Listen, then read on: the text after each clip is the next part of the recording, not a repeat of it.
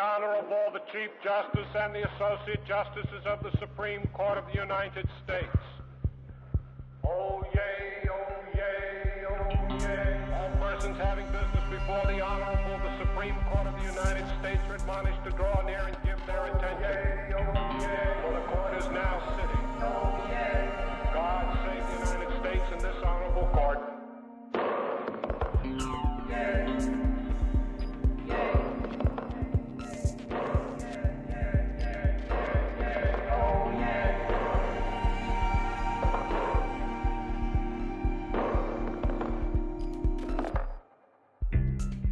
Hey, I'm Jad Abumrad. This is More Perfect, a mini-series about the Supreme Court. To begin, and by the way, we'll explain the title of this podcast at the end. We live in a democracy with three branches in it. You got the executive branch, the legislative branch, and the judicial branch. Now, that third branch, the judicial, the courts, consists of about 100-ish federal courts, and on top of those courts is the court. This temple of 9, now 8, unelected lifetime appointees who seem to have this tremendous power. Almost tyrannical power. They are wickedly important, and we're reminded of this. Scalia's death throws a huge unknown factor into this campaign. Every time we turn on the TV. We are one justice away from losing our fundamental rights in this country. Because here we are in an election, and the phrase that you hear a lot. One of the most important things in that election, I think. This might be the most important thing to those of you who are young outside of that. Is it one of the most important things the next president's going to do? This next president may very well appoint between 1 and 3 4 Supreme Court justices. Now, never mind that most Americans have no idea who the justices are. 2/3 can't even name a single justice. I can't even name the one that just died. I honestly couldn't tell you any of their names. I can't. I don't know any. I don't either. The only name of a judge I know is Judge Judy. Doesn't matter. We all know that whoever they are, they're incredibly powerful people. That they can, boom, instantly strike down a Presidential system. Now, with all the background chatter in the election, it's sort of interesting to think about the fact that when it comes to the court and their power, it didn't have to be this way. It didn't have to be this way. And it wasn't for a long time. And it wasn't for a long time. Yeah. Reporter Kelsey Padgett will take it from here. I mean, if you go back in time, say like early 1800s, the court had so little power. In fact, they were meeting in the basement of Congress. That's Linda Monk, constitutional scholar. One newspaper refers to it later as a dark, dank potato hole. A potato hole. Like it was damp or something? I mean, D.C. at this time was like a swamp.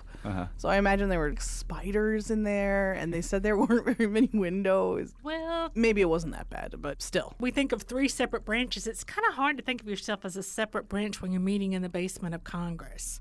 Not only that. When Congress actually sets up the first Supreme Court, they created originally a Supreme Court of 6 justices. That's Yale law professor Akil Reed Amar. An even number. How odd. Today, we're freaked out. Oh, the court could be divided 4-4. What's going to happen? Oh, my God. It could be a 4-4 split. What happens then? The Supreme Court is not designed to function with an even number of justices. You know, we're in a crisis. So should cable news be creating their constitutional crisis graphics? But originally, the first Congress, they created 6 members because they're not imagining the court as deciding everything. In other words, like, you know, if the court split, who cares? Because at the time, they weren't deciding big cases. They weren't deciding, like, affirmative action, Roe v. Wade, nothing like that. They were handling, like, these little tiny rinky-dink cases. And most of their time was spent literally riding in carriages from town to town. Trying cases around the country, and that's a big hassle. They don't even get to sleep in their own beds. Wait, why are they riding around? Well, so they actually each had a separate geographical zone that they're in charge of, and that's actually still true today. But unlike today, where people, you know, come to the Supreme Court, back then, people weren't coming to them.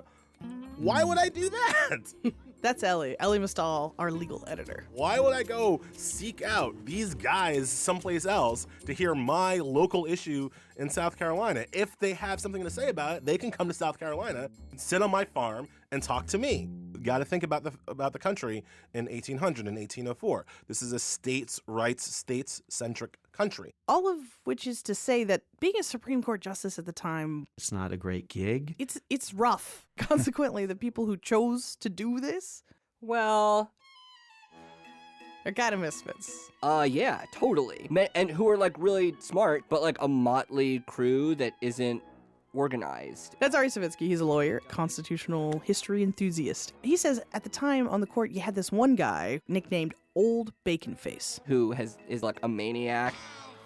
He's like the kind of like Charlie Sheen, Wild Thing in Major League type character. Very hot-tempered, had a foul mouth. There's another one who, is like 4'5" and like really silent. The Supreme Court was like a pretty ragtag bunch. All of this happens, and I think it's important for people to understand, all of this happens in part because the Constitution is embarrassingly silent on what the Supreme Court is, what it should do, how it should be constituted. Article 3 of our United States Constitution says, there shall be a Supreme Court. Thanks, guys. It's true. I mean, it's kind of weird.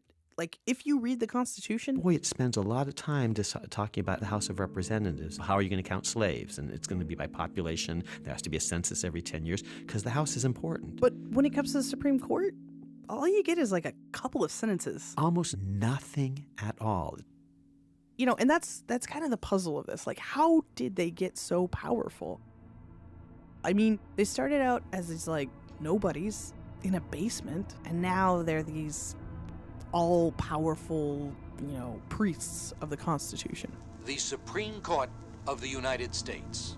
9 men and women, high in government, who sit in judgment on many of the great questions before our nation. So how did that happen? Especially when there's, like, arguably nothing in the Constitution that said that should happen. All right, so how did it happen? Well, you could trace so much of this back to one move by one man. John Marshall. John Marshall. John Marshall. The new Chief Justice. He arrives to the court in 1801. Marshall, like, calls his first meeting of the court. And one person shows up. What do you mean the other? They got something better to do. Like, they just don't show up. Actually, it was 3, but still. Wait, before we go too deep, can you just, what did he look like? Oh, they all look the same to me. He didn't mean that. He was tall. Okay. He was gaunt. He had a square jaw. Very jowly. Piercing eyes. Marshall was a smart cookie. And he would need to be, because he ends up getting in this very famous fight with his very famous second cousin that would change the course of the American history, like, forever. Who's his very famous second cousin? Well, just a little old man named Thomas Jefferson. Oh, TJ. Now, John Marshall and Thomas Jefferson really, really, really don't like each other. Phew! I mean, on a personal level, you think Hamilton and Jefferson is something on Broadway. Actually, it was Marshall and Jefferson who really despised each other. And yet they both come from Virginia. They both come from the back country. Why all the hate? Well, I mean, part of it was this, like, family beef. At one point, John Marshall's wife's mother rejected Thomas Jefferson romantically. What? Yeah. Wait, his wife's mother? Yeah, so his mother-in-law said no to the great Thomas Jefferson. I know. But that doesn't seem like enough of a reason. Well, I mean, okay, so the main reason, the non-gossipy reason, the non-fun reason, is because they were in opposite political parties. I think an important thing to understand about Marshall is that he's a party man. Okay? He's a party man. He's a party man. Like, he likes to party. He's committed to his team, and his team is are the Federalists. The Federalists, they love big government. Let's have a national bank. Let's rev up national power. The Republicans, Thomas Jefferson's people, they like small, tiny government. Let the states have the power. You know, we're maybe even in favor of the view that states can veto a federal law if they don't like it. So these two guys, these two cousins, both national figures, totally different philosophies, and even before Marshall hits the court, they're going at it. They beef and they beef and they beef. It's actually a slugfest. To paraphrase, Marshall, you're dishonest. Jefferson, you're a hack. Marshall, you and your friends are poisoning America. It's like it's a food fight. It's very difficult to stop the tendency to view the people that you disagree with as evil. We need somebody that can take our jobs back, Frank, because we're going to hell. It's really hard. We do that today all the time, right? They, even as much, if not more than today, They thought that the other side was trying to destroy the America that they had just created. Anyway, throughout the 1790s, the Federalists are in power. The Federalists hold all the, branches of government. John Adams is president, mostly loved by his own party, hated by Thomas Jefferson's party. They literally call him, his rotundity. Very offensive. So Adams is in power, and ultimately our guy, John Marshall? Marshall is Secretary of State, one of the highest officials in the Adams administration. Party man. And for a while, things are going well for his party. But then, in 1800,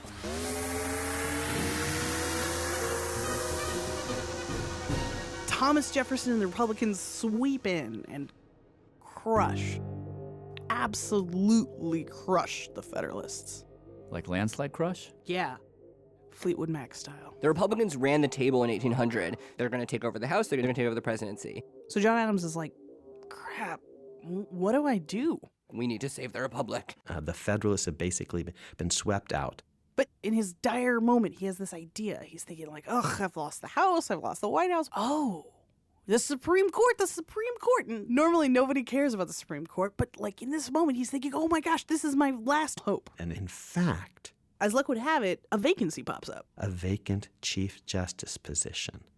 So just as Justice Scalia has recently died and there's a vacancy, well, the sitting Chief Justice, Oliver Ellsworth, steps down, and Adams picks his Secretary of State, John Marshall, to be the new Chief Justice. Ta-da! That's how we got John Marshall. And John Adams does one other thing.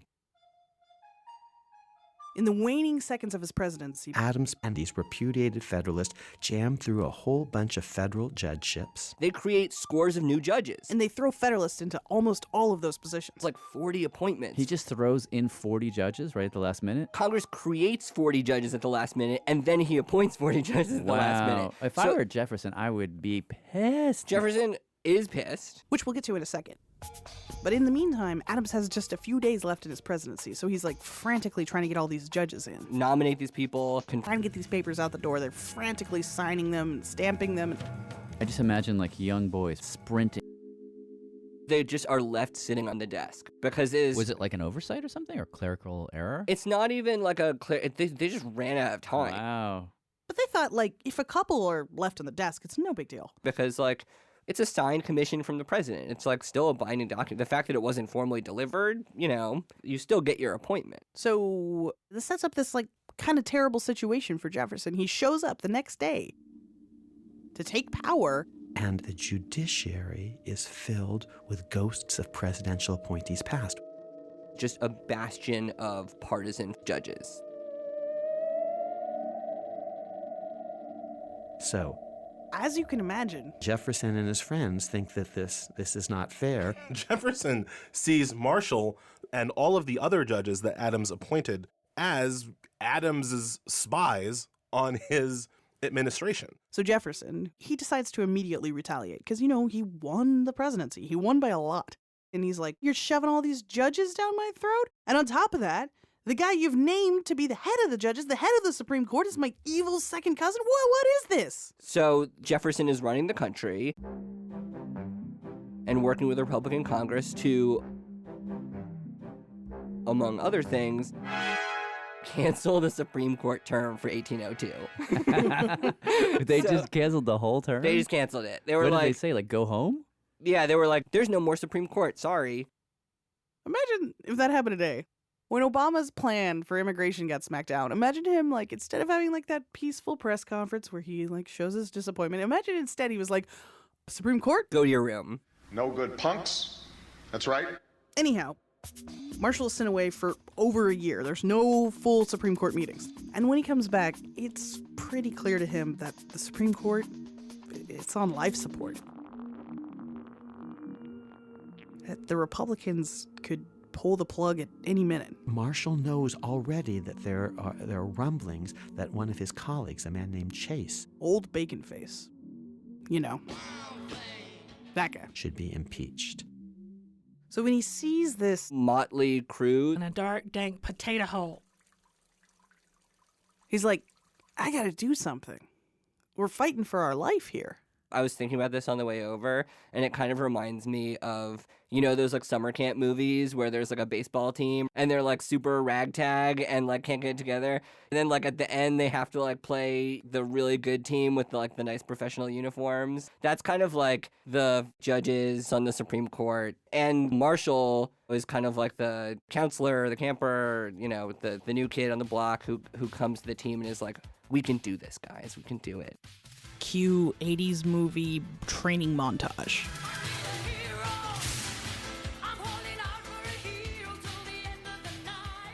He knows that if the U.S. is even going to have a court system with the Supreme Court, he's got to beef this team up. One of the first things that Marshall does is just professionalize the judiciary. Like, so for example, he starts this tradition of wearing black robes. That made them look the part. The judges appeared in their robes of justice. He figured that the black robes would make them look less like partisan hacks and more like they're floating above the fray, beyond politics. Next, he moves all the justices into this one dorm. The same rooming house. No wives, no family, all business. He's trying to create that more perfect union in the judiciary. And just to grease the wheels a little bit, have some Madeira, my dear. Is that some wine? Yes, it's a fortified wine. Funky gold Madeira. Justice Marshall would order it in great quantities. That, many scholars think, was part of John Marshall's secret. Okay, so he's professionalizing the team, he's getting them together, and then they get put to the test in 1803. It's a cousin on cousin smackdown. That's coming up when we continue. This is More Perfect.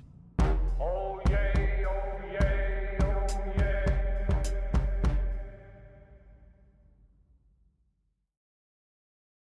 More Perfect is supported by the No Jargon podcast from the Scholar Strategy Network.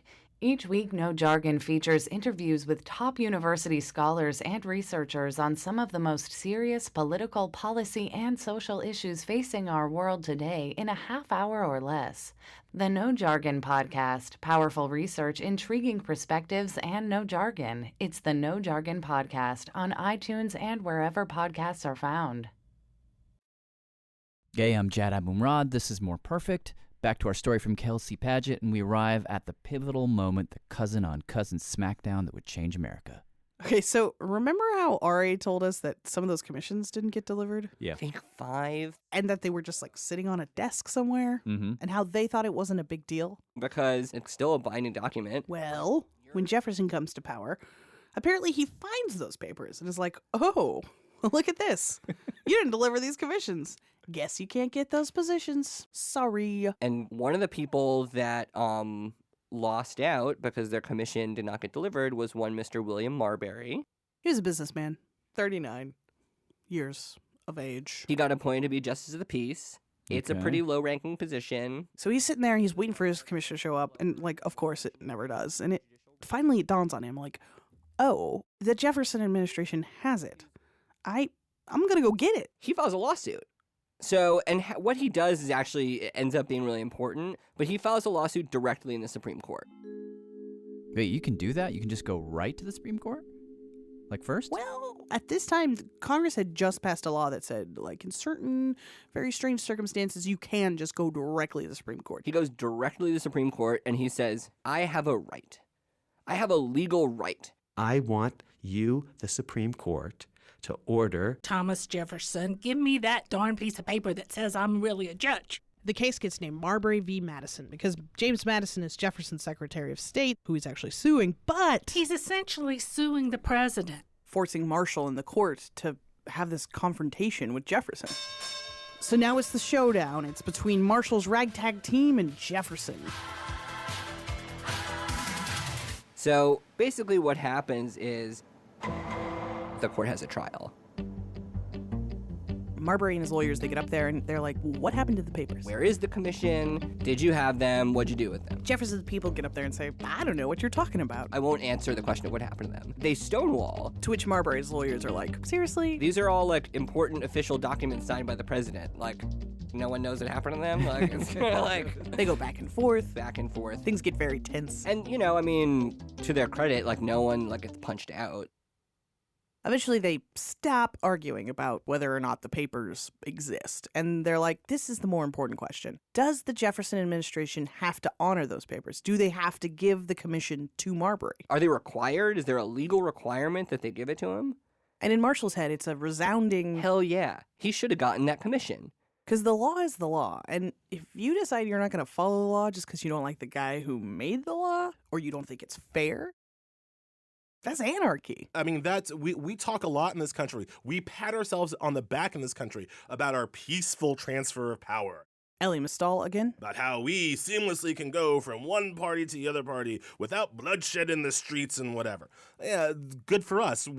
But how did we actually get to that point? And this is a key reason why we've gotten to that point, because the decisions of the past administration still hold value even when that administration is kicked out of office, kind of overthrown by popular vote. Their decisions still have sway, still have legal force. Jefferson was quite obviously negating that. So Marshall wants to say to Jefferson, suck it up, cousin. Give this guy his papers. You're an official. Do your job. But he thinks twice. He understands how weak his court is. According to Akil Amar, Marshall's afraid that if he orders Jefferson to give over those papers, Jefferson is going to straight up laugh in his face and say, you and what army? I'm not going to do it. Literally, they just got back from a congressionally mandated you can't come to work time. Jefferson knows full well that he has no intention of granting that commission. He will never give that commission. Jefferson knows this. Marshall knows this. Marshall knows that if he tells Jefferson to give him the commission, Jefferson is going to ignore him, and then the power of the Supreme Court basically evaporates. Because Ellie says, if you think about it, if the executive branch is going to say kind of right at the jump that if you make a decision that I don't like, I'm just going to ignore that, then every executive branch going on from Jefferson throughout the rest of our history is going to just ignore the Supreme Court when the Supreme Court does something that the executive doesn't like. So basically, Marshall's kind of stuck. If he rules for Jefferson, he's selling out the law and he's going to make the court look weak. If he rules against Jefferson, Jefferson's going to ignore the court and they're going to look weak. Either way, Jefferson wins. And either way, the Supreme Court maybe disappears forever. Marshall needed to find a way to get through this. He needed to find some way to kick this case. To be clear, John Marshall is running away from a fight with Thomas Jefferson. He says all sorts of things, but he knows that Thomas Jefferson, straight up has more power, and so he's retreating. Wow, this suddenly feels like an apocalyptical moment. Yeah. What does he do? Well, so the thing that he does, it's like the most Jedi masterish thing ever. He writes this 100-something page decision, and in the beginning... if you actually read the decision, it's a lot of pages of telling Jefferson how he's wrong, how he can't do what he did, how he's, ruining America. Right? There's a lot of that in the Marshall decision. But then, when he gets to the matter at hand, he does this little shift. So he says, okay, hold up. Yes. Marbury is right. He should have gotten that commission. And yes, Mr. Jefferson should not be doing this. But we, the Supreme Court, we don't have jurisdiction to hear this case. Court needs to have the power to hear a case. And if a court doesn't have the power to hear a case, even if you are completely right, even if your position is right, you can't get relief. Wait, why would he say that they don't have jurisdiction? So this is where he uses the force. Earlier I had mentioned that Marbury brought this case under a law Congress had passed that said Marbury could come straight to the Supreme Court, for this kind of situation. Well, John Marshall, he goes back to his Constitution. He's reading around. He's trying to figure out what he can do here. And he finds this little sentence. Yeah, so it's Article 3, Section 2. In the Constitution that says, like, basically, you're not supposed to go to the Supreme Court first. You're supposed to go to a different court and then the Supreme Court. It's an appeals court. Wonky. Exactly. But he basically tells Marbury, the plaintiff. You came in and you came to the Supreme Court first. And you did that because Congress passed a law that said that you could come to the Supreme Court first. But the Constitution says that you can't come to the Supreme Court first. So I can't help you. Nope. It's not your fault, Mr. Marbury. But that law was unconstitutional. And we're not going to follow that unconstitutional directive. So you see what he did there? Maybe I see. I don't know if I see. Well, okay, so you know that part in Star Wars, the first one, where Obi-Wan Kenobi is fighting with Darth Vader, and he says, "If you strike me down, I shall become more powerful than you can possibly imagine."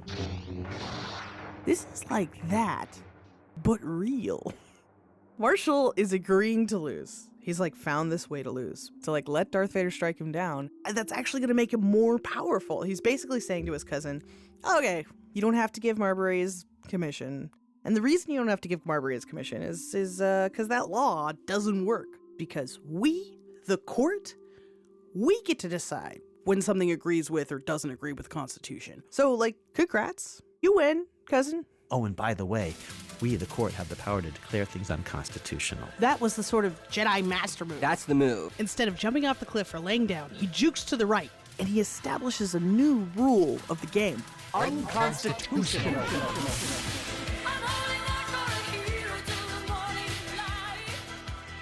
Inside this one highly technical, highly political drama between these two cousins, John Marshall sneaks in an atomic bomb. This incredible power. And in Marshall's decision, he wrote, "It's emphatically the duty and province of the Judicial Department to say what the law is." Say what the law is. To say what the law is. And with those words, he made the court what it is today. The U.S. Supreme Court ruled Monday a law allowing Americans born in Jerusalem to list Israel as their place of birth is unconstitutional. Is unconstitutional. Down. DOMA is ruled unconstitutional. Unconstitutional. Unconstitutional. Unconstitutional. And no one had ever done that before? Well, I mean, people had talked about it, and there was lots of theories about it, and some smaller courts, smaller decisions. But this is the first time that the Supreme Court does it, and he does it in the face of the president. Roe against Wade. Ernesto A. Miranda, petitioner versus Arizona. Nixon against the United States. And that set us on this path. New York Times Company petitioner versus L.B. Sullivan. Today, the court is so much more powerful. It's grown into the 800-pound gorilla. When it says jump, other branches tend to say how high. We'll hear argument now on number 00949, George W. Bush and Richard Cheney. And we just take it for granted. 3 words, Bush v. Gore. They decided a presidential election, and no one blinked.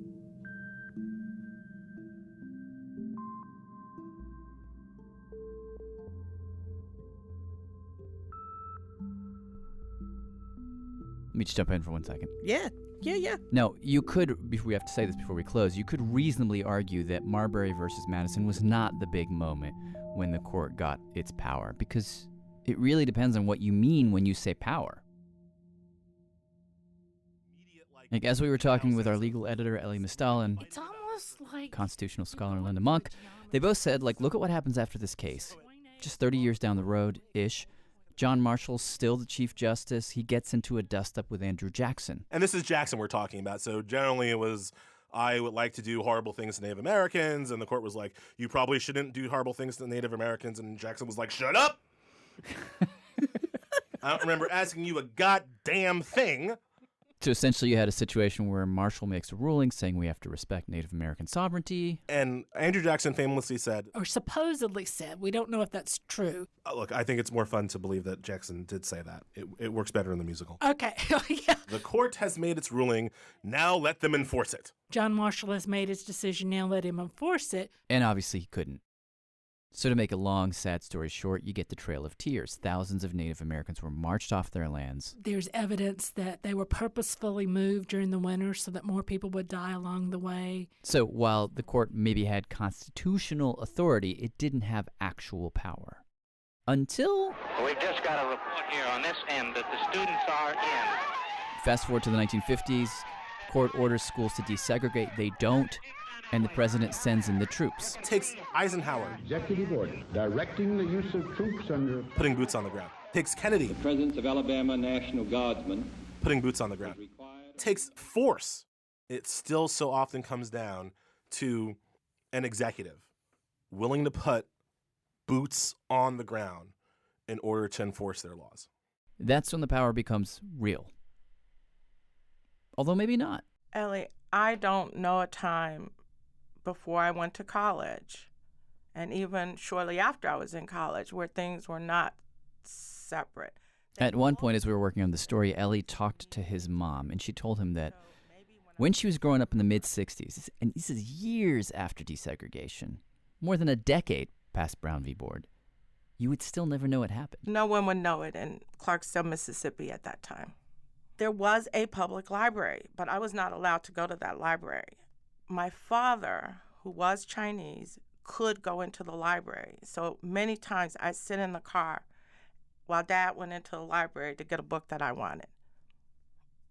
And this is after the passage of the Civil Rights Act, even. Yes. I'm saying high school. I graduated in 67. 67, wow. Just yesterday, as we're recording this, a current court had to issue another ruling ordering a town in Mississippi to desegregate its schools. Yeah. That didn't happen 5 years ago. That happened yesterday, man. Yesterday. The courts can make these laws, but if the people aren't willing to go along with it, then what do these laws mean? I think ultimately I agree with Learned Hand. He was a judge in New York in the early 1900s. That we place our hopes too much upon laws and courts and constitutions, that these are false hopes. Liberty lies in the hearts of men and women, and when it dies there, no law, no court, no constitution can save it. In the end, for better or worse, we, the people, still have the power.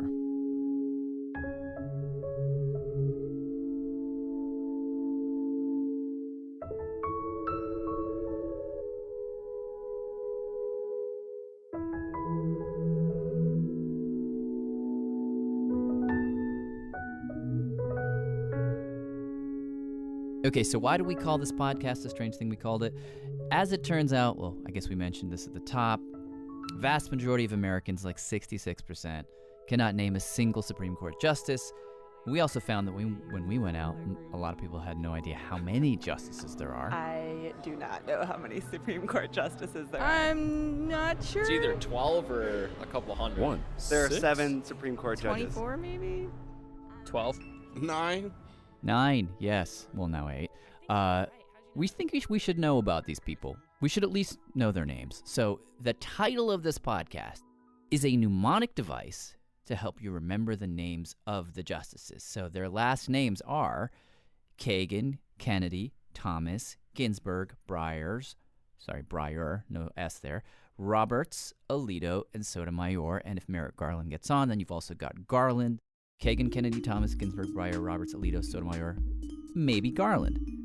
So first letter, last name, KKTGBRAS, maybe G. What if you turn that into a song to help you remember? Kittens kick the giggly blue robot all summer. Maybe, goddamn. Kittens kick the giggly blue robot all summer. Maybe, goddamn. Kittens kick the giggly blue robot all summer. Maybe, goddamn. Kittens kick the giggly blue robot all summer. Maybe, goddamn. Kittens kick the giggly blue robot all summer. Maybe, goddamn.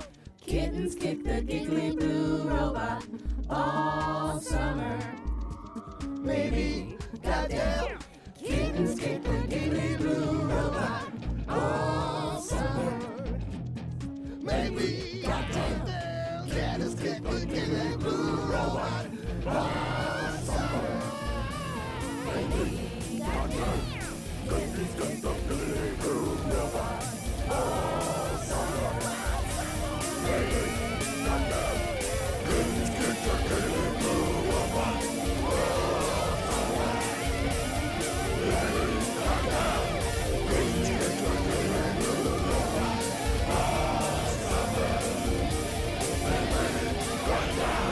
Kittens kicked and giggling blue robots all summer. Maybe, goddamn. You can find that song on our website, radiolab.org/moreperfect. And now you make one and send it to us. Seriously. More Perfect is produced by me, Jad Abumrad, Susie Lechtenberg, Tobin Lowe, Kelsey Paget, and Sean Rameswaram. With Soren Wheeler, Ellie Mistal, David Herman, Alex Overington, Karen Duffin, Catherine Wells, Barry Finkel, Andy Mills, Dylan Keefe, and Eva Dasher. Special thanks to Judith Resnick, Paul Boger, Liam Toll, Jessica Miller, Annie McEwen, Matthew Matt Keelty, Alethea John, Mead Bernard, Nadia Sirota, and John Hanrahan. Supreme Court audio is from Oye, a free law project in collaboration with the Legal Information Institute at Cornell. More Perfect is funded in part by the William and Flora Hewlett Foundation, the Charles Evans Hughes Memorial Foundation, and the Joyce Foundation.